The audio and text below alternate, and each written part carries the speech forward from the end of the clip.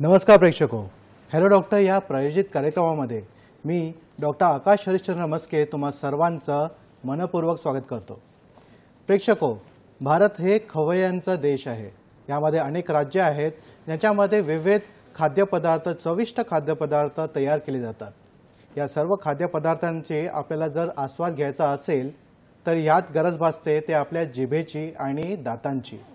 या दातांमध्ये जर काही विकार निर्माण झाले की बऱ्याचदा ऑपरेशनचा सल्लाही दिला जातो। मग अशा वेळी आयुर्वेदाचा काय फायदा होऊ शकतो का हे जाणून घेणे फार महत्त्वाचे आहे। याच अनुषंगाने आपण आजचा विषय निवडला आहे। पाहूया आजचा विषय काय आहे ते। विषय आहे ऑपरेशन टाळण्यासाठी आयुर्वेद, दातांचे विकार। विषय आहे ऑपरेशन टाळण्यासाठी आयुर्वेद, दातांचे विकार।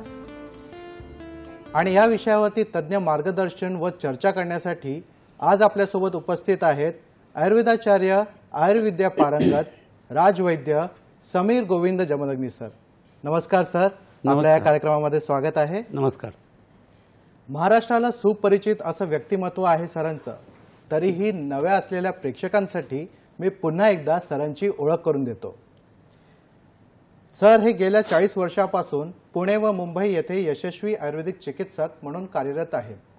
श्री विश्ववती आयुर्वेदिक रुग्णालय कोल्हापूर तसेच Nargis Dutt Memorial Cancer Hospital Barshi येथे सर प्रमुख चिकित्सक म्हणून काम करतात। भारत सरकारने सरांना राष्ट्रीय धन्वंतरी पुरस्काराद्वारे सन्मानित केले असून नुकतेच सरांना भारत सरकारद्वारे राष्ट्रीय आयुर्वेद गुरु म्हणून सुद्धा सन्मानित करण्यात आले आहे। कॅन्सर, हृदयरोग, क्रिटिकल इलनेसेस, वंध्यत्व, गतिमंदत्व, मतिमंदत्व, पर्सनॅलिटी डिसऑर्डर या व इतर आजारांवर उपचारांमध्ये त्यांनी विशेष प्रावीण्य मिळवले आहे। माननीय राष्ट्रपती व इतर अनेक मान्यवर जसे मराठी व हिंदी चित्रपट सृष्टीतील कलाकार, साहित्य, क्रीडा, राजकीय व सामाजिक क्षेत्रातील अनेक नामवंत व्यक्तींचे मानद चिकित्सक म्हणूनही सरांची ख्याती आहे। सरांच्या दवाखान्यामध्ये सरांच्या मार्गदर्शनाखाली आणि सल्ल्याने सर्व आजारांचे निदान व उपचार करण्यासाठी तसेच वेळेचा अपव्यय टाळून रुग्णांच्या सोयीसाठी एक्सपर्ट डॉक्टरांची टीम सतत कार्यरत असते। वैद्य समीर जमदग्नी सरांकडे श्री विश्वामृत आयुर्वेद अध्ययन या उपक्रमाद्वारे विद्यार्थ्यांना गुरुकुल पद्धतीने आयुर्वेदाचे शिक्षण विनामूल्य दिले जाते। चला तर मुख्य कार्यक्रमाकडे वळूया। सर पुन्हा एकदा कार्यक्रमामध्ये स्वागत आहे।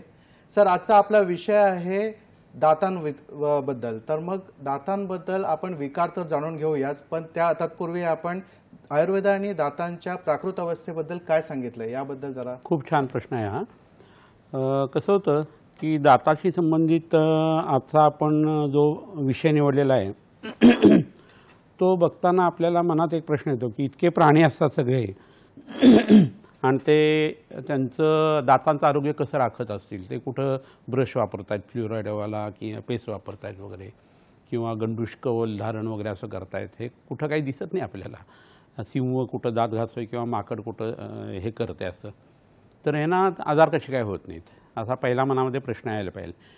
तर ते सगळे नॅचरल अन्न त्यांचं जे आहे ते खात असतात। ते कुठं वडापाव खातायत किंवा कॅन्डल लाईट डिनर करतायत किंवा दारू पितायत वगैरे असलं, आईस्क्रीम खातायत असं काय होत नाही।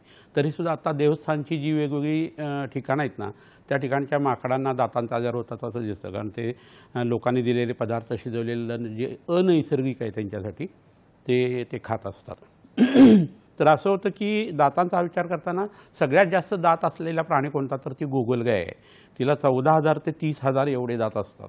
आणि एकही दात नाही असा सस्तन प्राणी जर बघायला झाला ना, तर खवले मांजर किंवा साधं जे खवले मांजरसारखं दिसणारं जे मांजर असतं ना, अँटीटर ज्याला म्हणतात, तर त्याला एकही दात नसतो आणि जीभ त्याची चिकट आणि लांब असते आणि त्याच्या सहाय्याने ते पचन करणं तोंडामध्ये असते किंवा ते गिळून टाकणं असं करत असतं। इतर प्राण्यांच्यामध्ये कसं होतं, दाताची गरज ही खूप वेगवेगळ्या पद्धतीने लागते। संरक्षणासाठी प्राण्यांना हत्तीला वगैरे टस्क ज्याला म्हणतात, तो दातांचा प्रकार जो आहे तो वेगळ्या पद्धतीने आपल्याला बघायला लागतो। पण ओव्हरऑल माणसाचं जर दातांचं प्रकरण बघायचं झालं तर 20 दात आपल्याला दुधाचे येत असतात पहिल्यांदा लहान अवस्थेमध्ये, 8 वर्षापर्यंत साधारण ते गळून पडतात। ह्या आजारानं जर कधी ह्या दातांना कधी जर आजारपण आलं ना, तर आयुर्वेद त्याचा एकदम वेगळा विचार करतो. आईच्या आहारानुसार पोषण होत असताना आलेले ते दात असतात म्हणून त्याला दुधाचे दात म्हटले जातात. या दुधाची ॲनालॉजी ह्या आपल्या शरीरातल्या रसधातूशी संबंधित असते. त्यामुळे आहाररसापासून तयार झालेला पहिला जो रसधातू आहे त्याच्यावरती औषधं केली या दातांचं आरोग्य चांगलं राहतं आणि मग चॉकलेटनी वगैरे दात किडणं वगैरे हे प्रकरण होत नाही. त्यामुळे 8 वर्षाच्या आतल्या मुलांचे दात आहेत त्याची ट्रीटमेंट ही वैद्य लोक जे आहेत ते दूध आणि रसधातूच्या दृष्टीतून उत्पन्न होणारा आजार या पद्धतीने करत असतात. म्हणजे त्याचा दूरपर्यंत संबंध आम्ही अस्थिधातूशी धरत नाही. आणि नंतर हे दात पडून जेव्हा नवीन दात येतात ना त्यावेळेला मात्र त्याचा हाडाशी संबंध असतो. किंवा की हे हाड काय करताय तुम्ही सारखं, तर मोठ्या तड्यामध्ये अन्न गेल्यानंतर पचनाची जी सुरुवात होते तिथं उत्तम पद्धतीचा जर कटुरसात्मक असा म्हणजे तिखटपणाकडे झुकणारा असा मळ जर तयार झाला अन्नातून, पहिले 2 तास आपल्या जठरातलं पचन झालं, 2 तास लहान आतड्यातलं झालं आणि नंतर मोठ्या तड्यातलं झालं, तर तिथं जी विष्ठा तयार होते तिथं अस्थिधरा कला आयुर्वेदाने सांगितलेली आहे. पुरीधरा कला आणि अस्थिधरा कला. पुरुष म्हणजे विष्ठा. तर ती जेवढी चांगली तुमची तयार होईल तेवढा अस्थिधातू तुमचा प्राकृत किंवा चांगला तयार होतो. हाडांचा उपधातू म्हणून रुचक अस्थी म्हणजे दात आहेत. किती सुंदर शब्द आहे बघा. रोचन किंवा तुम्हाला चव अन्नाची यायची असेल तर तुम्हाला दात नसतील तर त्याचा फारसा उपयोग नाही आहे. डेंचर जरी बसवलं तरी त्याचं प्रेशर जे असते ते 40 ते 60% फक्त असतं आपल्या जबड्यापेक्षा. हे जर लक्षात घेतलं तर रोचन करण्याचा गुणधर्म जो आहे तो त्या दातामध्ये आहे. रुचकास्थीचा संबंध रसाशी ज्यावेळेला येतो त्यावेळेला जलमहाभूताशी त्याचा संबंध येतो आणि रस ही त्याची तन्मात्रा आहे. त्यामुळे दाताचं आरोग्य चांगलं असेल तर तुमचं जेवण जे आहे ते तुम्हाला आपोआप चांगलं लागायला लागतं. नाही तर तोंड खराब असतं, लाळ खराब असते आणि मग घरच्या लोकांना आपण नावं ठेवतो की कसला हा स्वयंपाक केला आहे, चमचमीत करा, हे करा, ते करा, असं होतं. किंवा वैद्याकडे गेल्यानंतर कडू काढा दिला तर पहिले 15 दिवस समजतच नाही की ना कडू काढा दिला आहे. आणि एकदा पोटातली घाण आणि तोंडातली घाण पचायला लागली की मग कडूपणा जाणवतो आणि लोक म्हणायला लागतात किती कडू काढा दिलेला आहे. पहिले 15 दिवस ते जाणवत नाही. म्हणजे किती पराकोटीचं घाणेरडे पण आपलं असू शकतं खाण्यामध्ये, ह्याच्यासाठी हे सांगितलं. तर हा भाग ज्या वेळेला मोठ्या तड्याशी संबंधी आपण धरतो ना तसा दुसरा एक भाग तुम्हाला मी सांगतो की चरक विमानस्थान अध्यायामध्ये जे सारता परीक्षण नावाचं प्रकरण सांगितलं, शरीरातला प्रत्येक धातू चांगला जो म्हटलेला आहे ना तिथंसुद्धा हाडांच्या संबंधात जे दाताचं वर्णन आहे ते वेगळं आहे. आणि दात कुणाचे सुंदर असतात किंवा चांगले असतात तर ज्याचा शुक्र धातू शरीरातला चांगला आहे, ज्याचं ब्रह्मचर्य चांगलं आहे आणि ज्याच्या शुक्राचं स्खलन होत नाही अशा पुरुषांचे आणि स्त्रियांचे दात हे चांगले आहेत असं सांगितलेलं आहे. म्हणजे याचा कशाशी संबंध आहे तर शुक्र धातूशी संबंधित आहे. आणि ह्याचा एक वेगळा प्रॅक्टिकल अप्रोच मी तुम्हाला सांगतो की कराल दंत म्हणजे दात जे आहे ते तोंडातून बाहेर येणं अशी प्रक्रिया जेव्हा अनुवंशिकता असते ना त्यावेळी बरेच लोक काय करतात आतमध्ये दात खेचून घेऊन क्लिप्स लावतात त्याला आणि मग थोड्या दिवसांनी पुन्हा दात जे आहेत ते थोडेसे बाहेर येतात असं होतं. असं का होतं तर ते शुक्र धातूशी संबंधित आहे, अस्थिशी संबंधित फक्त नाही आहे. तर तुमच्या जीन्समध्ये जर तो दोष असेल तर त्याला पहिल्यांदा काय करायला लागतं, शुक्र शोधन करायचं, शुक्र पाचन करायचं, शुक्र वर्धन करायचं, संधानीय गण वापरायचा, संज्ञास्थापन गण वापरायचा आणि नंतर जर त्या प्लेट्स लावल्या तुम्ही तर ते दात पुन्हा बाहेर येत नाहीत. म्हणजे शुक्रधातूशी असलेले संबंधसुद्धा तुम्हाला त्या पद्धतीने लक्षात येईल. आता उपधातू या हिशाने जर बघितलं तर दातातून पुढे इतर कोणत्या गोष्टी उत्पन्न होत नाहीत म्हणून त्याला उपधातू म्हटलेलं आहे. हे सहज समजण्यासारखं असं आहे. तिसरा अवस्थापाक जो सांगितला आहे, खाल्ल्यानंतर तिसऱ्या अवस्थामध्ये जे अन्न जातं आहे पोटामध्ये ते जर उत्तम पद्धतीचं असेल आणि वायू आणि आकाश महाभूत्यातनं जर उत्तम पद्धतीने बाहेर पडलं तर तुमचे दात आहेत ते चांगले राहणार आहेत. आता नखांचा आणि केसांचा संबंधसुद्धा दाताशी आहे. का तर नख आणि केस ह्या अस्थिधातूचे मल आहेत. तर नखांची आणि केसांची आयुर्वेदातली जी औषधं आहे, जे अध्याय सांगितलेले आहेत आणि जी लक्षणं सांगितली आहेत किंवा ज्या ज्या आजारामध्ये नख आणि केस खराब होतात त्या आजारांची औषध ही दातांच्या आरोग्यासाठी उपयोगी पडतात. हा एक महत्त्वाचा भाग जो आहे ना तो आपल्याला लक्षात घेणं खूप गरजेचं असतं. ह्याच्याबरोबरीनं काय होतं, द्विज असं दाताला म्हटलं जातं. 2 वेळा जन्म घेणारा तो ज म्हणजे काय जन्माला येणं या हिशोबाने ते आहे. कुटज म्हणजे कड्यावरती उत्पन्न होणारी वनस्पती म्हणजे कुटज. तसं द्विज म्हणजे काय 2 वेळा जन्माला येणारी गोष्ट. तर दात पहिल्यांदा एकदा आईच्या पोटातनं बाहेर आल्यानंतर आपण 8 वर्षापर्यंतचे दुधाचे दात आणि ते गळून नंतर पुन्हा दात येतात. त्यांचा 2 वेळा जन्म होतो आणि त्याला द्विज असं म्हटलं जातं. 100% लोकांना दाताचे प्रॉब्लेम्स असतात. म्हणजे तुम्ही असं लक्षात घ्या की दाताचा आजार नाही असा माणूसच फारसा नसतो. आणि दाताच्या हायजीनच्या हिशोबाने ज्या गोष्टी आपण बघणार आहे त्याच्यात ह्या सगळ्या गोष्टी स्पष्ट होणार आहे. तरीसुद्धा असं आहे की 100 वर्षाच्या पुढे 110 वर्षापर्यंत जे जगलेले लोक आहेत ना त्यांना काही जणांना तिसऱ्यांदा पुन्हा दात येऊ शकतात अशी सुद्धा संभावना जी आहे ना ती आपल्याला लक्षात घ्यायला लागत असते. हे सगळं सांगण्याचं कारण असं आहे की दातांचं आरोग्य बघत असताना आपण फक्त दात घासतोय आणि काहीतरी पेस्ट वापरतो किंवा चूर्ण वापरतो एवढं करून चालणार नाही आहे. पंचकर्मातला जो बस्ती आहे तो सुद्धा पिक्चरमध्ये यायला पाहिजे. तोंडामध्ये धरायची औषधं, कवल, गंडूळी धरण हे महत्त्वाचं आहे. तोंडाचा संबंध नाकाशी आहे, नाक डोळ्याचा संबंधित आहे. पुन्हा कान जे आहेत ते सुद्धा आपल्या मुखाशी संबंधित आहेत, घशाशी संबंधित आहेत. आणि त्यामुळं शालाक्य तंत्र जे आहे ना, ज्याच्यातनं शलाका पास केल्यानंतर दुसऱ्या बाजूने निघते असं जे तंत्र आहे ते म्हणजे शालाक्य तंत्र आहे. त्याच्यामध्ये दाताचा समावेश जो आहे तो आयुर्वेदाने केलेला आहे. म्हणजे काय बालगृहोर्ध्वांग शल्यदंशा जरावशान, याच्यात ऊर्ध्वांग जे म्हटलेलं आहे वरचं त्यातले आजार म्हणजे आयुर्वेदातली ENT आहे. आणि त्यासाठीचे वेगवेगळे ग्रंथसुद्धा उपलब्ध होते. निमीचा ग्रंथ हा डोळ्याच्या आजारांसाठी त्याच्यासाठीचं जो काही खंडित अवस्थेमध्ये उपलब्ध आहे त्याचासुद्धा आपल्याला विचार ह्या लेक्चरच्या हिशोबाने त्यातले औषध वगैरे या पद्धतीने बघायचं आहे. तर हे सगळं लक्षात घेतलं की मग दात हे खराब कशामुळे होतात ह्याची काही आधुनिक शास्त्राची कारणं त्यांनी धरलेली आहेत. तर खूप साखरयुक्त अन्न जर पोटामध्ये गेलं आणि दात जर स्वच्छ ठेवले नाही तर त्याचा परिणाम जो आहे तो तिथं बॅक्टेरिया वाढतात, प्लाक तयार होतो आणि मग त्याच्यात इन्फ्लमेशन होतं. पल्प जो आतला लगदा आहे दाताच्या आतला त्याच्यामध्ये इन्फेक्शन्स होतात, दंतविद्रव्य होतात. पुन्हा ॲसिडसारखे पदार्थ जे आहेत ते सेवन केले जातात आणि त्यामुळे इनॅमल जे आहे ते खराब होतं. किंवा बॅक्टेरियांचा परिणाम म्हणून कार्बोहायड्रेटवरती जी ॲक्शन होते त्याच्यात ॲसिड्स तयार होतात आणि त्याचा परिणाम जो आहे तो दातावरती येऊ शकतो. किंवा दात जे आहे ते वाढायला जागा नसेल आणि खालचा दात आणि दुधाचा दात जो आहे तो पडायचा आणि त्याच्या आधीच खालच्या दातांची जर वाढ व्हायला लागली अस्थिधातून उत्पन्न होणाऱ्या दातांची तर मग ती जडणघडण जी आहे ती बिघडते. अशा पद्धतीसुद्धा हा प्रॉब्लेम जो आहे तो खूप मोठ्या प्रमाणावरती येताना आपल्याला दिसत असतो. ह्याच्याबरोबर असं होतं की आयुर्वेदाची काही विशिष्ट कल्पना आहे कारणांची की ज्याच्यामुळं दात जे आहे ते खराब होतात, हिरड्या खराब होतात. तुम्ही म्हणाल की हे असं आयुर्वेदात सगळं वर्णन आहे का? तर दातांच्या आजारांचं वर्णन, डोळ्यांच्या आजाराचं वर्णन, कानाच्या आजाराचं वर्णन, डोळ्याच्या आजाराचं तर पट्टलगत वर्णनसुद्धा केलेलं आहे. आणि कुठं वर्तमगत रोग कोणते, पक्षमगत कोणते, दृष्टीगत कोणते, ह्याचं सगळं सविस्तर वर्णन आयुर्वेदामध्ये आहे. लोकांना त्याची कल्पना नसते आणि त्याची ट्रीटमेंटसुद्धा आहे. कशामुळे ते होतं याचाही विचार केलेला आहे. तर आयुर्वेदामध्ये ह्या सगळ्या गोष्टी खूप विस्तृत पद्धतीने सांगितलेल्या आहेत. आपल्याला फक्त काविळीचं औषध, जुलाबाचं औषध किंवा कधीतरी घ्यायचं पोट खराब झालेल्याचं औषध म्हणजे आयुर्वेद असं जे वाटतं ना ते तसं नाही आहे. त्यामुळे ह्या गोष्टींचा भारतीय लोकांनी अभ्यास करायला पाहिजे. इतर काही वाचण्यापेक्षा आयुर्वेदाविषयी तुम्ही माहिती ऐका, लेक्चर्स वेगवेगळे ऐका वेगवेगळ्या सरांची, तर तुम्हाला आयुर्वेदाचं ज्ञान जे आहे ते वेगळ्या पद्धतीने होईल आणि तुमची बचत जी आहे ती आरोग्याची चांगल्या पद्धतीने व्हायला सुरुवात होऊ शकेल.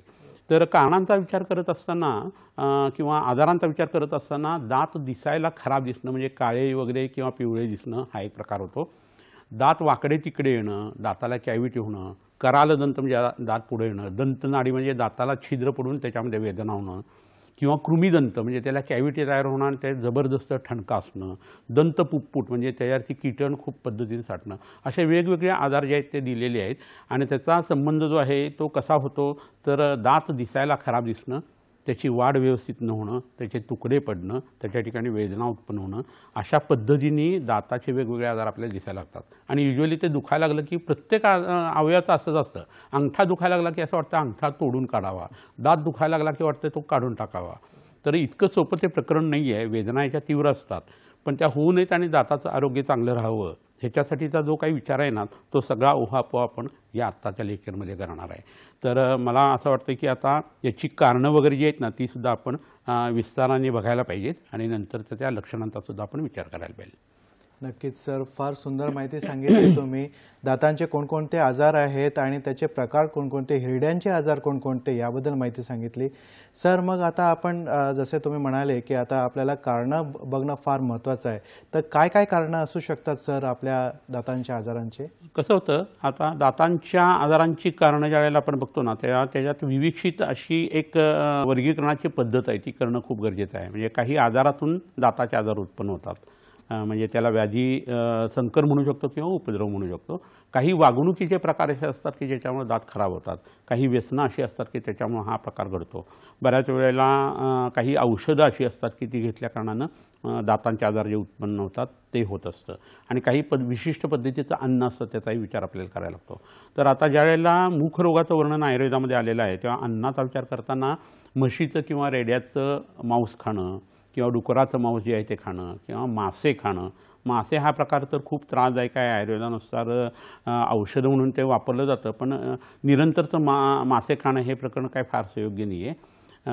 पाण्यात पडलेली प्रेतंसुद्धा मासा कुरतडून खातो आणि मासा प्रेताला खातो, माशाला आपण खातो. म्हणजे A=B, B=C म्हणून A=C असं प्रकरण त्यात घाणेरडं घडून येतं आणि शक्यतो ते टाळायला पाहिजे.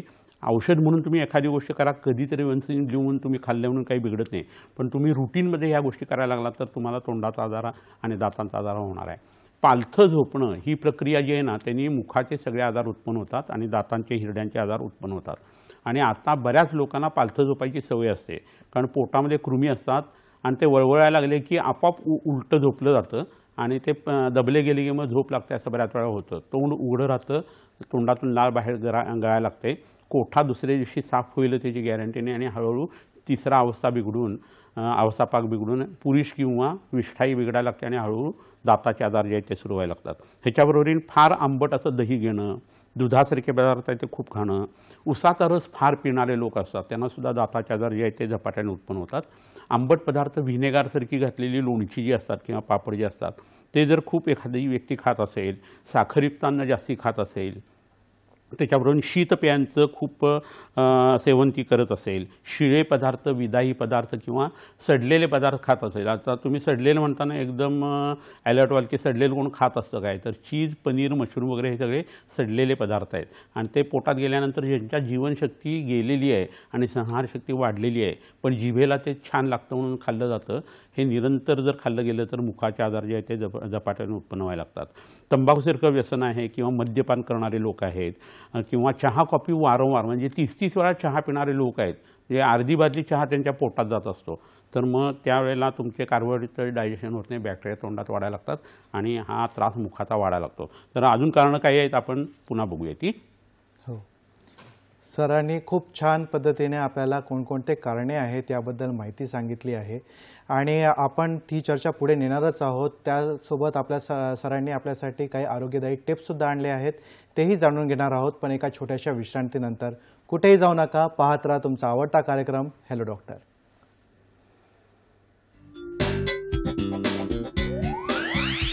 ऑपरेशन टाळण्यासाठी आयुर्वेद, दातांचे विकार, श्री विश्वामृत आयुर्वेदीय चिकित्सालय, पत्ता Siddhi platinum 1369 Sadashiv Peth off Bajirao road, Natubag Ganpati जवळ, पुणे 411030.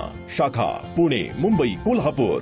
दूरध्वनी क्रमांक 808773 तसेच 7774919193 आणि 9595810727. Email shriviswamrut@gmail.com. आमचे हे आमची ही प्रसारण दर बुधवारी संध्याकाळी 7:30 वाजता, पुन्हा प्रसारण दर शुक्रवारी दुपारी 2:30 वाजता, फक्त सह्याद्री वाहिनीवर. ऑपरेशन टाळण्यासाठी आयुर्वेद, दातांचे विकार, श्री विश्वामृत आयुर्वेदीय चिकित्सालय, पत्ता Siddhi platinum 1369 Sadashiv Peth off Bajirao road, Natubag Ganpati जवळ, पुणे 411030. शाखा पुणे, मुंबई, कोल्हापूर. दूरध्वनी क्रमांक 808773 तसेच 7774919193 आणि 9595810727. Email shriviswamrut@gmail.com. विज्ञानाचं, तंत्रज्ञानाचं नवीन जग जाणून घेण्यासाठी पाहत रहा विज्ञानम जनहिताय.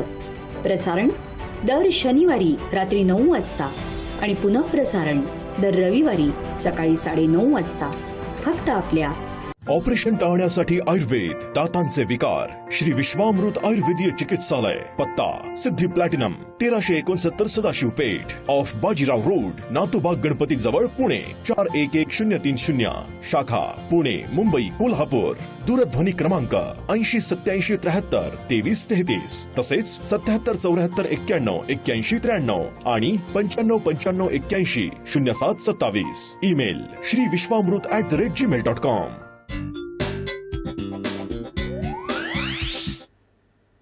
तर ब्रेकनंतर तुमचं पुन्हा स्वागत आहे. सरांनी आपल्यासाठी काही आरोग्यदायी टिप्स आणलेले आहेत, ते कोणते पाहूया आपण. टिप नंबर 1,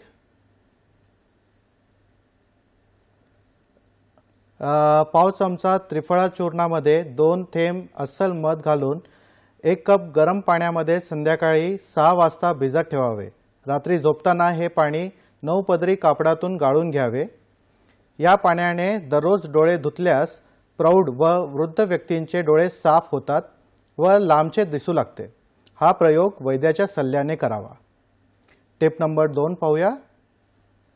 सतत पोट जड राहणे, गोडसर ढेकरा येणे, आळस येणे आणि भूक न लागणे अशी लक्षणे असताना जेवणानंतर 250 मिलीग्रामची एक संजीवनी गुटी आणि 250 मिलीग्रामची एक शंखवटी एकत्र कुटून आल्याचा रस, लिंबाचा रस व थोड्याशा साखरेसह घ्यावा. हा प्रयोग सतत 21 दिवस करावा. तर सरांसोबत आपण चर्चा करत होतो. सरांनी आपल्याला दाताचे जे आजार आहेत त्याच्यामध्ये कोणकोणते कारणांनी ते आजार होतात असं आपल्याला सांगत होते. सरांनी सांगताना हेही सांगितलं की शिळं अन्न खाणं किंवा शीतपेय वगैरे पिणं, हे जे आपण पार्टी वगैरे करतो युजली, आणि पार्टी केल्यानंतर शीतपेय आणि जे उरलेलं अन्न असतं ते दुसऱ्या दिवशी आपण शिळं अन्न खातो, हे पण एक मुख्य कारण आहे दातांच्या आजाराचे. अजून कोणकोणते कारण आहेत जाणून घेऊया सरांकडून. सर, मगाशी आपण जे खाद्यपदार्थ बघितले त्यात 2 पदार्थ खूप महत्त्वाचे आहेत आणि ते म्हणजे मुळा. बऱ्याच लोकांना कच्चा खाण्याची सवय असते. कोवळा मुळा जो आहे ना, हिरवा, तो खाण्याची सवय असते. हे रेग्युलर जर पोटामध्ये जायला लागलं किंवा उडदाचे पदार्थ जे आहेत ना, उडदाची डाळ स्पेशली जी आहे ती जर पोटामध्ये नेहमी जात असेल ना, तर त्यांनी दातांचे आणि तोंडाचे आजार खूप उत्पन्न होतात. आता उडदाची डाळ म्हटलं की लगेच लोकांना वाटतं की फक्त आमटी वगैरे, वरण वगैरे असं धरायचं का, तर तसं नाही आहे. उडदाचा प्रत्येक पदार्थ जो आहे ना तो गुरुगुणाचा आहे आणि उष्ण आहे आणि तो द्रवगुणाने पित्त वाढवतो आणि शरीरामध्ये वेगवेगळे आजार उत्पन्न करतो. तुम्ही सकाळी इडली डोशाचं पीठ भिजवलेलं आहे, संध्याकाळी ते करून खाल्लेलं आहे, तर एक वेळ कधीतरी चालू शकतं. पण सकाळी भिजवायचं किंवा रात्री भिजवून दुसऱ्या दिवशी वापरायचं. ज्याच्यावरून रात्र गेलेलं आहे ना, असं अन्न फारसं योग्य नाही. अन्न तयार केल्यानंतर 90 मिनिटामध्ये ते वापरलं जायला पाहिजे किंवा खाल्लं जायला पाहिजे. हे सगळं खूप महत्त्वाचं आहे. आणि एस्पेशली साखरेचे पदार्थ, चिकट पदार्थ, बरेच लोक जे असतात ना ते फॉरेन कंट्रीजमध्ये बऱ्याच वेळेला भारतीय लोकांना नावं ठेवतात की साखर किती घालता तुम्ही चहामध्ये वगैरे, आणि तिथं ते चहामध्ये साखर वगैरे फारशी वापरत नाहीत. कॉफी तर न पिवेली इतकी कडू असते त्यांची, म्हणजे एका त्यांच्या कपमध्ये आपल्या इथल्या 40 लोकांची कॉफी होऊ शकते, एवढं कडू प्रकरण असतं ते. परंतु येता जाता उठ बस करता डार्क चॉकलेट खाणं आणि चॉकलेटचे पदार्थ जे आहेत ते वेगवेगळ्या पद्धती खाणं हे ते करत असतात. तर वेगवेगळ्या पद्धतीने त्यांच्या मुखामध्ये मधुर रस जो आहे तो मोठ्या प्रमाणात जात असतो असं आपल्याला दिसून येतं. चायनीज लोकांना आणि जॅपनीज लोकांना दातांचे किती आजार असतात आणि बेड टी घेणाऱ्या लोकांना ते प्रकरण किती त्रासदायक असतं हे आपण प्रत्यक्ष जर बघितलं तर आपल्याला समजू शकतं की किती भयानक प्रकरण आहे. म्हणजे सकाळी उठल्यानंतर आपण तोंडामध्ये थोडेसे तांदूळ घेतले आणि कोंबडीला खायला घातले तर ती तडफडून मरू शकेल एवढं विष आपल्या लाळेमध्ये त्यावेळेस तयार होत असतं. रात्रभर आपण जागरण केलेलं असतं, झोपलेलं असतो, पण खाणं विचित्र असतं, नॅचरल डाएट आपलं नसतं, तर इतके आपण टॉक्सिक होत असतो. असं असताना आपल्या दातांची काळजी घेत असताना जे इतर आजार आहेत की ज्याच्यामुळं तुमच्या शरीरामध्ये दातांचं आरोग्य बिघडून समस्या उत्पन्न होऊ शकतात, ऑपरेशन करायची पाळी येते आणि ती टाळण्यासाठी काय करायला लागतं हे आपल्याला बघायचं आहे. तर तोंडाची शुष्कता जी आहे, मुखाची शुष्कता, ती महाभूतावरती परिणाम करून दातांना खराब करते. त्यामुळे तोंडाला कोरड पडणं हा एक प्रकार दातांचं कारण म्हणून आपल्याला लक्षात घ्यायला लागतो. ॲसिड रिफ्लेक्स जे असतात ना, GERD ज्याला म्हणतात, त्याचा परिणाम म्हणून आमाशयातलं किंवा जठरातलं पित्त वरती तोंडात येतं आणि त्याच्यामुळे तोंडात दात जे आहे ते खराब व्हायला लागतात. मधुमेहासारखी जी गोष्ट आहे ना, त्याच्यामुळं दात तुम्हाला खराब होतात असं लक्षात येतं. ग्रहणी किंवा संग्रहणी नावाचा लहान आतड्याशी संबंधित जो आजार आहे त्याच्यामध्ये दात खराब होणं हे लक्षण यायला लागतं. प्रवाहिका म्हणजे आव पडणं, क्रोन्स डिसीज किंवा आपल्या याच्यामध्ये अल्सरेटिव्ह कोलायटिस उत्पन्न होणं, शौचाला रक्त पडणं, मलावष्टंभ होणं, याच्यामध्ये सुद्धा दात जे आहे ते खराब होतात असं आपल्याला लक्षात यायला लागतं. अर्श म्हणजे मूळव्याध जी आहे त्याच्यामुळे उदावरत नावाची एक कन्सेप्ट घडते आणि मलमूत्रांचा अवरोध झाल्यानंतर त्याचा परिणाम जो आहे तो हळूहळू अस्थिधातूवरती आणि म्हणून पर्यायाने नख, केस आणि दातांच्यावरती येत असतो. याच्याबरोबरीनं आपल्या शरीरामध्ये ज्या वेळेला फिरंग आणि उपदंशासारखे आजार आता हे फारसे दिसत नाही आहेत, कारण वेगवेगळ्या गोष्टी आणि सोशल अवेअरनेस, हेल्थ अवेअरनेस आल्या कारणानं. पण पूर्वीच्या काळी ज्याला गुप्तरोग म्हटलं जातं, सिफिलिस आणि गनोरिया, ह्याचा परिणाम म्हणून हॅचिसन्स टीथ वगैरे जे प्रकरण लहान मुलांच्या दातांच्यावरती दिसायचं, तर त्याच्यामध्ये हे विष जे आहे त्या आजारातलं हेच परिणाम करत असायचं. गर्भिणी असते त्यावेळेला गर्भ ज्यावेळेला पोटात वाढायला लागतो त्यावेळेला 2 हृदय असतात, एक आईचं हृदय आणि एक बाळाचं हृदय, म्हणून दवृत किंवा डोहाळे लागणं असं म्हटलं जातं. आणि बाळाला जी इच्छा कमी पडते ते मागून घेतं आईच्या इच्छेकरवी, म्हणून तिचे डोहाळे पुरवावेत असं म्हटलं जातं. तर मुलाला जर अस्थिधातू कमी पडायला लागला, कॅल्शियम कमी पडायला लागलं, तर आईला माती खाण्याची इच्छा व्हायला लागते किंवा लोहाचे किंवा कॅल्शियमयुक्त पदार्थ तिला खावे वाटतात. आणि ते जर दिले गेले नाहीत तर मग हाडांच्यामधनं कॅल्शियम ॲब्झॉर्ब करणं बाळ सुरू करतं. आईचे दात त्यावेळेला खराब होऊ शकतात. तर ही एक अवस्था अशीच त्रासदायक आहे. ऑस्टिओपोरोसिस किंवा ऑस्टिओआर्थरायटिस सुरू झाला आणि हाडं झिजायला लागली वयानुसार की दातावरती त्याचा परिणाम येतो, नख आणि केसांच्यावरती सुद्धा येत असतो. ब्रुक्झिम ज्याला म्हणतात, हे दात झोपेमध्ये खाणं हे एक भयंकर प्रकरण आहे. आपली झोप जर सावध असेल आणि समोरचा माणूस जर झोपलेला दात खात असेल ना, तर ते करा दात खाणं इतकं भयंकर असतं की त्याचा परिणाम म्हणून दाताचे आजार जे आहेत ते उत्पन्न होतात. ह्याच्यासाठी वेखंड जे आहे ते आणि वेलदोडा हे दुधात शिजवून गाळून त्यात साखर घालून जर थोडंसं पिलं 21 दिवस, तर दात खाणं हे कमी येतं. हे लगेच मुद्दामून तुम्हाला मी सांगून ठेवतो. ह्याच्यावरून काही कॅन्सरचे प्रकार असतात दातांच्या मुळाशी होणारे. त्याच्यामध्ये हे एक कारण असतं की ज्याच्यामुळे दात जे आहे ते खराब व्हायला लागतात. हार्मोनल इम्बॅलन्सेस जे घडत असतात वेगवेगळे प्युबर्टीच्या वेळेला किंवा मेनार्सच्या वेळेला किंवा रजोनिवृत्तीच्या वेळेला, त्यावेळेला सुद्धा दातांची समस्या जी आहे ती मोठ्या प्रमाणात येत असते. ह्याच्यावरून क्लेफ्ट पॅलेट किंवा क्लेफ्ट लिप्स नावाचा जो जन्मजात आजार असतो, त्याचं रिकन्स्ट्रक्शन करण्याच्या आधी दातांचे प्रॉब्लेम जे आहेत ना ते बऱ्याच लोकांना असण्याची शक्यता असते. ही अनुवंशिकता आहे. काही सिंड्रोम्स असे असतात की ज्याच्यामध्ये दातांचं आरोग्य हे खराब होतं. एकंदरीत खूप इन्फ्लमेशन उत्पन्न करणारे पदार्थ पोटात जाणं किंवा इन्फेक्शन जी आहेत ना ती खूप मोठ्या प्रमाणावरती हा त्रास दातांचा उत्पन्न करू शकतात. HIV सारखं इन्फेक्शन ही असं करू शकतं. काही इम्युनोसप्रेशन ज्या गोष्टी असतात, औषधं, ती टेट्रासायक्लिनसारखी काही औषधं, फिशची औषधं जी आहेत ही दातांच्यावरती आणि सेक्स ऑर्गनवरती बऱ्याच वेळा परिणाम करत असतात. पण एकंदरीत अस्वच्छता हे एक महत्त्वाचं कारण असतं. आणि ब्रश जो असतो ना, तर 2 महिन्यांनी ब्रश बदलायचा असतो. तर आपला ब्रश आणि बाथरूम घासायचा ब्रश हे दोन्ही सारखे दिसतील आणि कन्सिस्टन्सी तशी असेल असं प्रकरण असतं. तर कृपा करून तसं करू नका, त्यांनी जास्ती त्रास व्हायला लागतो. बोटांनी दात घासणं किंवा चूर्ण वापरणं हे आयुर्वेदाने सांगितले त्या गोष्टी करता येतात. परंतु दाताचं आरोग्य हे वेगळ्या पद्धतीने लक्षात घेतो आयुर्वेद कोणत्याही अवयवाचं काम जे आहे ना त्यातनं त्याचं आरोग्य सुधारायचा प्रयत्न करतो. तर आयुर्वेदामध्ये दंत काष्ठभक्षण सांगितलेलं आहे. दाताचं काम काय आहे? दाखवणं नाही आहे. दातांचं काम हे चावणं आहे. तर चावून आरोग्य सुधारायला पाहिजे. पोट बिघडलं, लंघन करायचं, निराहार लंघन, की पोट सुधारतं. किंवा योग्य पद्धतीचं अन्न खाऊन पोट दुरुस्त करायचं. दात बिघडतोय, बिघडू नये तर दाताला चावायला लावायचं औषधी पदार्थ आणि दाताचं आरोग्य सुधारायचं. घासत बसणं, जीभ घासायची. दात जे आहे ते ब्रशने घासायचे, पण तो ब्रश वेगळा. अर्क, न्यग्रोध, खदीर, करंज, ककुबाधिकम असे काही औषधं सांगितले आहेत. अर्क म्हणजे रुईचं झाड जे असतं त्याचा काडी, न्यग्रोध म्हणजे वड जो आहे तो, खदीर म्हणजे काताचं झाड जे आहे ते, आणि ककुब म्हणजे अर्जुन. तर ह्याचे काड्या ज्या असतात त्या लांब पद्धतीने घ्यायच्या, त्या पहिल्यांदा चावायच्या नीट, आणि चावल्यानंतर त्याची जी ब्रश तयार होतो ना त्याने अलगद आपल्या दंतवेष्टाना म्हणजे आपल्या हिरड्यांना त्रास होणार नाही अशा पद्धतीने घासायची पद्धत सांगितली आहे. मग हा जो ब्रश आहे तो तुम्ही 45 अँगलमध्ये दातांच्या हिरड्यांच्या जवळ येऊन जर आधुनिक शास्त्राच्या पद्धतीने तुम्ही 2 मिनिट दात घासले तर तोंडामध्ये त्या जी रुची असते ती कडू अशी येते, तिथला कफ नष्ट होतो. फक्त तोंड आलेलं असताना तेवढं सुश्रुत संहितेमध्ये मधुर रस वापरायला सांगितलेलं आहे. अदरवाईज तोंडात सकाळी गोड गोष्ट घालायची नाही आहे. तिखट, कडू आणि तुरट अशा गोष्टी जर तुम्ही दात घासण्यासाठी वापरल्या आणि ही वनस्पती जी आहे त्याच रसायच्या ते तुमचं आरोग्य चांगलं राहायला लागतं. मुख कुहूर जे आहे ते शुद्ध झालं की त्याचा इम्पल्स जो आहे तो आपल्या संपूर्ण पचन संस्थेवरती जातो आणि आपलं आरोग्य चांगलं राहतं. नंतर आपण त्यांनी जीभ घासायची आहे.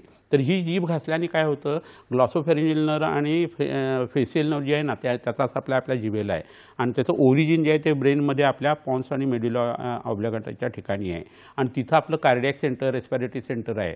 घरातनं बाहेर पडताना जसं आपण कुलूप ओढून नीट बसले नाही बघतो ना, तसं श्वासाचं केंद्र आणि हृदयाचं केंद्र तुम्ही जीभ घासताना ॲक्टिवेट करत असता, उत्तेजना देत असता. तर हे आयुर्वेदाने त्या ब्रशनी करायला सांगितलेलं आहे. टाळूला, हिरड्यांना, दातांना ह्या पद्धतीने तुम्ही हे करून बघा आणि ब्रशही वापरून बघा. तर तुम्हाला हे लक्षात येईल की किती वेगळ्या पद्धतीचा विचार आयुर्वेदाने सांगितलेला आहे. पण तुम्हाला ह्या काड्या मिळत नाहीत, वनस्पतीची माहिती नसते म्हणून ते करत नाही, तर तुम्ही कॉम्प्रोमाइज करताय. आणि पेस्ट आणि ब्रश असला की सोय होते, कुठे गेल्यानंतर हे मिळतं म्हणून तुम्हाला हे जमतं. पण तुम्ही बरोबर जर ह्या वनस्पतींचं चूर्ण ठेवलं आणि आधुनिक शास्त्राचा ब्रश जर वापरला तर या दोघांचं व्यवस्थित तुम्हाला एकत्रित फायदा मिळू शकतो. तर हा प्रकार जो आहे तो त्याच्यामध्ये खूप महत्त्वाचा आहे. केमोथेरपीसारखे जे प्रकार आहेत ते रेडिएशन आहे त्यांनीसुद्धा दात मोठ्या प्रमाणावरती खराब होताना दिसतात. ह्याच्यावरून ताण, चिंता किंवा खूप भीती असं जर असेल ना तर रसधातू शरीरातला जो आहे तो बिघडतो, त्याचा शुक्रावरती परिणाम येतो आणि आस्ते पोटाची अवस्था बिघडून पचनसुद्धा बिघडतं आणि सतत ताण असलेल्या लोकांना ॲब्सॉर्प्शन जे आहे त्याचेही प्रॉब्लेम यायला लागतात, त्यामुळे डेफिशियन्सी यायला लागतात. मग व्हिटॅमिन डी कमी, कॅल्शियम कमी, खाण्याची इच्छाच नाही, या सगळ्या प्रकारामुळे काय व्हायला लागतं की हळूहळू मुखाशी संबंधित आजार जे आहेत ते उत्पन्न व्हायला लागतात. पहिले लाळ बिघडते, लाळ बिघडल्या कारणानं त्याच्यात असलेले दात जे आहेत तेही खराब व्हायला लागतात, हिरड्या खराब व्हायला लागतात आणि त्याचा परिणाम खूप वाईट पद्धतीने यायला लागतो. हिरड्यांना मसाज जर व्यवस्थित केले गेले तर व्हॅस्क्युलॅरिटी म्हणजे तिथला रक्ताचा प्रवाह चांगला होतो आणि दातांचं आरोग्य सुधारण्याला हिरड्यांचा मसाज हा खूप उपयोगी पडतो. त्यामुळे दात घासताना आपण हिरड्या किती चांगल्या पद्धतीने घासतो आणि त्याला मसाज करतो हेही तितकंच महत्त्वाचं असतं. तर हा सगळा जो भाग आहे ना तो दाताच्या हिशोबाच्या कारणांच्या हिशोबाने आत्ता आपण बघितलेला आहे आणि त्यातून उत्पन्न होणारे वेगवेगळे जे आजार असतात त्याची काही विशिष्ट लक्षणंही असतात, त्याचाही विचार आपल्याला करायचा आहे. सर, जसं तुम्ही सांगितलं आता एवढे सगळे कारणे सांगितले तुम्ही आणि हे आजच्या या युगाला एकदम परफेक्ट तंतोतंत बसतात, तर मग अशा वेळी लक्षणं कोणकोणते उद्भवतात आणि मग त्याबद्दल काय माहिती सांगा. बरोबर. आता कसं होतं, ही सगळी प्रकरणं घडत असताना आघात हा एक महत्त्वाचा इश्यू आहे. म्हणजे दाताला मार लागणं आणि त्याच्यामुळं दाताचे आजार उत्पन्न होणं हा एक प्रकार जो आहे ना तो सुद्धा बऱ्याच वेळा आढळून येतो. पालथं झोपण्याचं मगाशी मी जे प्रकरण सांगितलं ते पालथं सतत झोपल्या कारणानं आतड्याच्या ज्या पेरिसल्सीच्या मुवमेंट आहेत त्या बऱ्याच वेळा हॅम्पर होतात. त्या अनैच्छिक अशा मज्जासंस्थेच्या संबंधित चालवणाऱ्या त्या गोष्टी असतात. पण त्याचा दाब पोटावरती पडल्या कारणानं काय व्हायला लागतं की तोंड उघडं राहणं हे बऱ्याच वेळा घडतं आणि मग लाळ जी आहे ती तोंडातून बाहेर पडायला लागते. तोंडाला कोरडेपणा येणं आणि बॅक्टेरिया जे आहेत ना त्याचा लाळेवरती परिणाम जो आहे तो खूप मोठ्या प्रमाणावरती होताना आढळून येतो आणि मग त्याचा परिणाम म्हणून दातांचं आरोग्य जे आहे ते हळूहळू बिघडायला लागतं. कृमी असताना ही पद्धत जास्ती होते. झोपण्याच्या वेगवेगळ्या पद्धती असतात लोकांच्या. डाव्या कुशीवरती जेवल्यानंतर 6 श्वास झोपायला पाहिजे, उजव्या कुशीवरती 12 श्वास झोपायला पाहिजे आणि उताणं मग 24 श्वास झोपायला पाहिजे असं आयुर्वेदात सांगितलेलं आहे. आणि ह्याच्याबरोबरीनं जर तुम्ही वज्रासन केलं जेवल्यानंतर तर दाताचं आरोग्य चांगलं राहण्यासाठी ह्या फक्त पद्धती ज्या आहेत ना परिचर्या त्या वापरल्या तरी त्याचा परिणाम चांगला येत असतो. तर ह्याच्याबरोबरीनं जे काही लक्षणं बघायची आहेत ना त्याच्यामध्ये महत्त्वाचा भाग असा होतो की तीव्र वेदना दातांच्या ठिकाणी हे एक महत्त्वाचं लक्षण जे आहे ना ते प्रत्येक वेळी दिसतं. दंतहर्ष म्हणजे थोडंसुद्धा गार किंवा गरम दाताला सहन होत नाही. स्पर्शासह होतो म्हणजे स्पर्शसुद्धा त्याला सहन होत नाही. ह्याच्याबरोबर चलदंत म्हणजे दात जे आहे ते बऱ्याच जणांचे हालायला लागतात. दंतवेष्टशोथ म्हणजे हिरड्या ज्या आहेत त्या सुजायला लागतात आणि दुखायला लागतात आणि त्याचा परिणाम अगदी मृदू अशा पद्धतीची सूज असते आणि फिरत असते तोंडात वेगवेगळ्या ठिकाणी. तर हिरड्याची ही सूज एक महत्त्वाचं कारण असतं, लक्षण असतं. रक्तस्राव होणं म्हणजे हिरड्यातून किंवा दातातून रक्त येणं आणि थुंकताना त्या लाळेवरती ते बाहेर पडणं असं एक प्रकरण व्हायला लागतं. रक्त ज्यावेळेस खराब होतं तेव्हा पित्तही बिघडतं आणि पित्ताचा विसर्गंध सांगितलेला आहे. त्यामुळे तिथं पाक झाला की तोंडाला दुर्गंध यायला लागतो, श्वासाला दुर्गंध यायला लागतो. तर हे एक मोठं प्रकरण लक्षात घ्यायला लागतं. बऱ्याच वेळा तिथं पुयोत्पत्ती होते आणि पू उत्पन्न झाल्या कारणानं उत्पन्न होणाऱ्या घटना ज्या आहेत त्या व्हायला लागतात. त्याबरोबर दंत वगैरे म्हणजे दाताचा रंग आहे तो बदलायला लागतो. बऱ्याच जणांना पिवळे दात, तपकिरीसर दात किंवा काळा दात जो आहे त्याला शाव दंताचं म्हटलेलं आहे. तो डेड असा दात असतो आणि तो काढणं किंवा वेगळ्या पद्धतीची ट्रीटमेंट आयुर्वेद सांगत असतो. दंतनाडी किंवा छिद्र पडणं हा प्रकार होतो. तर ज्यांना दंतनाडी आहे, दाताला छिद्र पडलेलं आहे आणि ठणका आहे, त्याचं पोट नेहमी बिघडलेलं असतं आणि संग्रहणी नावाचा आजार त्याला असतोच.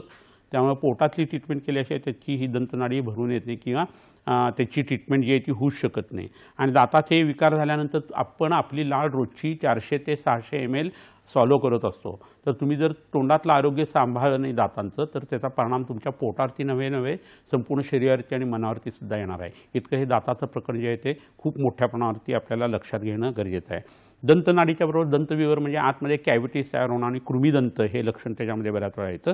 आणि चावता न येणं, तोडता न येणं, गाल एकदम चुकीच्या पद्धतीने चावला जाणं आतनं किंवा ओठ चावला जाणं, जबड्यामध्ये वेदना असणं, तोंड नीट उघडता न येणं, दातांच्यामध्ये फटी उत्पन्न होणं हे दाताच्या आजारांच्यामध्ये लक्षण म्हणून बऱ्याच वेळा दिसून येतं. आणि ह्याच्याबरोबर सार्वजनिक काही लक्षणं असतात की डोकं तुमचं खूप भयंकर दुखतं, त्याच्याबरोबरीनं डोळा दुखणं किंवा डोळा लाल होणं, डोळ्याला घाण येणं आणि त्याच्याबरोबर अंगात ताप आहे तो येणं, जवळच्या ज्या रक्तवाहिन्या आहेत त्याच्यामधनं हे इन्फेक्शन दुसरीकडे गेल्या कारणानं लसिका ग्रंथीवरती त्याचा परिणाम म्हणून त्याचा अवदान येणं, टॉन्सिल एका बाजूची जी आहे ती फुलणं आणि त्याचा परिणाम म्हणून तुम्हाला गिळायला त्रास होणं. तर अशा पद्धतीची लक्षणं जी आहेत ना ती होतात. आणि ह्याच्याबरोबर मग काय होतं, सेल्फ एस्टीम त्या लोकांचा कमी व्हायला लागतो. दातांचं हे आरोग्य असं खराब झाल्या कारणानं किंवा दुर्गंध वगैरे तोंडाला यायला लागल्यानंतर आणि यांचं मिक्सअप होणं समाजामध्ये तोंडावरती हात सारखं धरणं रुमाल धरणं असं होऊन ते हे कॉन्शियस व्हायला लागतात आणि OCD सारखा एखादा ऑब्सेसिव्ह कंपल्सिव्ह डिसऑर्डरचा रुग्ण असेल तर त्याला तर हे दुखणं नको नको करून सोडतं दातांचं. तर ह्याच्यामध्ये त्याला काउन्सिलिंग करणं आणि इतर मनाच्या संबंधित काही गोष्टी असतात त्याची औषधं देणं हे सुद्धा तितकंच गरजेचं असतं जेवढं आत्ता आपण बघितलेल्या लक्षणांची ट्रीटमेंट करणं हे गरजेचं असतं. पण ह्याचा एक युनिक पॅटर्न असतो ट्रीटमेंट देण्याचा आणि आहाराचा सुद्धा तो सुद्धा आपल्याला लक्षात घेणं खूप गरजेचं आहे आणि त्याची माहितीसुद्धा आपल्याला याच लेक्चरमध्ये पुढे बघायची आहे. सरांनी आपल्याला फार सुंदर पद्धतीमध्ये याचे दातांचे विकारांचे लक्षणं काय कारणे कोणती हे बद्दल सांगितले.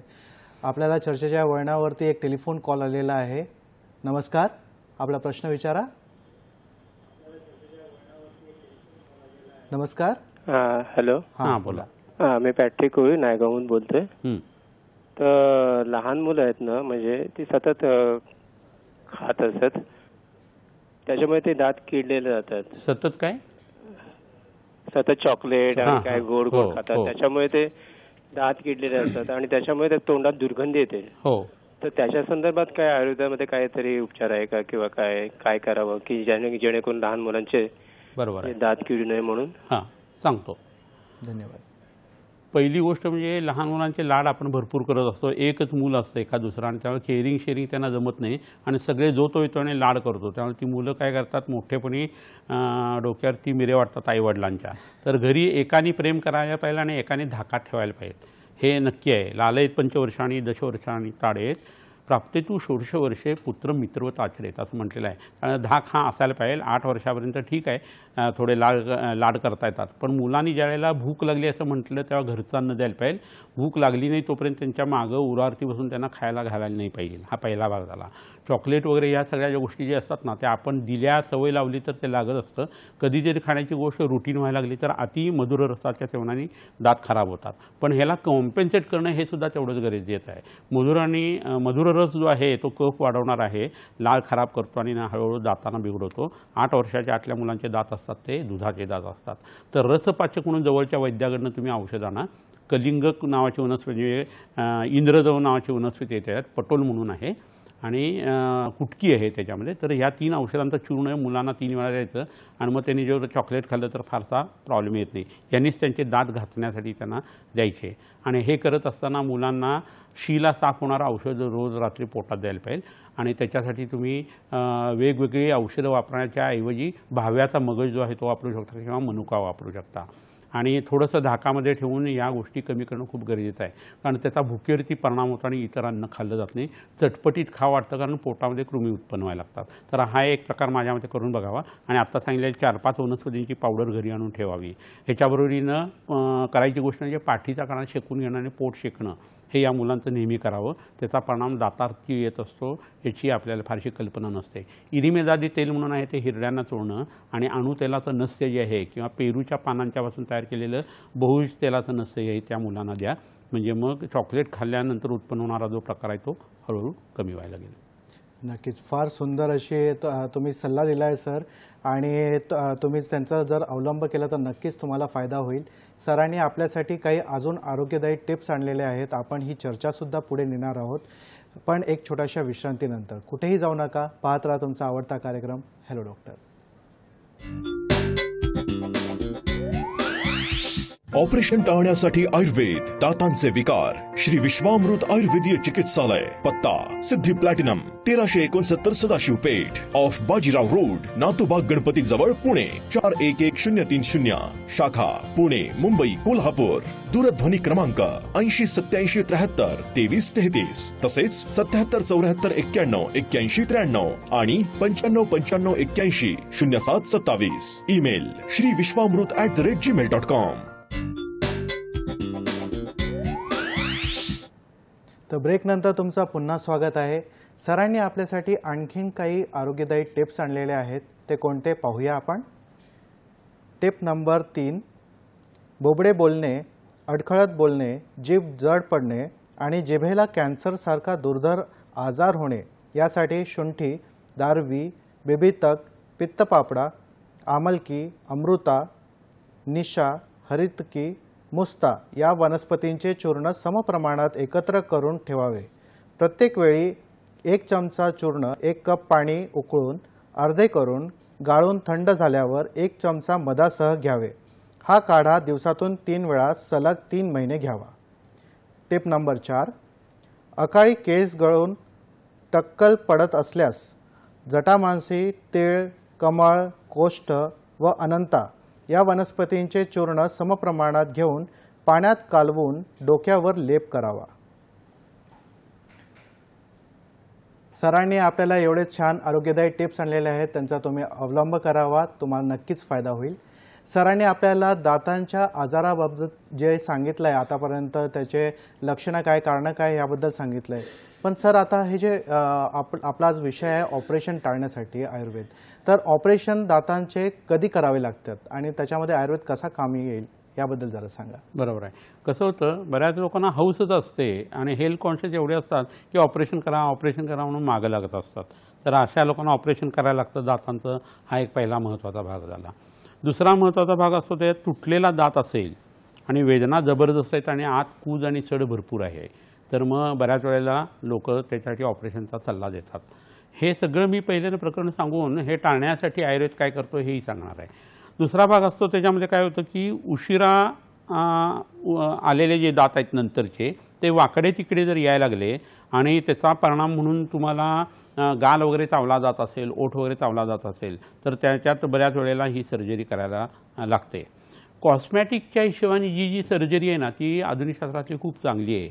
इतर ठिकाणच्या ज्या सर्जरी आहेत त्या टाळण्यासाठी काय करता येईल ह्याचाच उहापोह आत्ता आपण जास्ती करतो. तर उशिरा येणारा दात म्हणजे अक्कल दाढ. ही बऱ्याच लोकांना 60 वर्षी सुद्धा येते असं सुद्धा दिसतं. म्हणजे इतर दात पडायला लागलेले असतात आणि ही दाढा येतात असं होतं. तर युजली 35च्या दरम्यान ही अक्कल दाढ येते आणि ती वाकडी जर आली तर त्याचं दुखणं हे जबरदस्त ठणका लागणार असतं. त्याच्यात इन्फेक्शन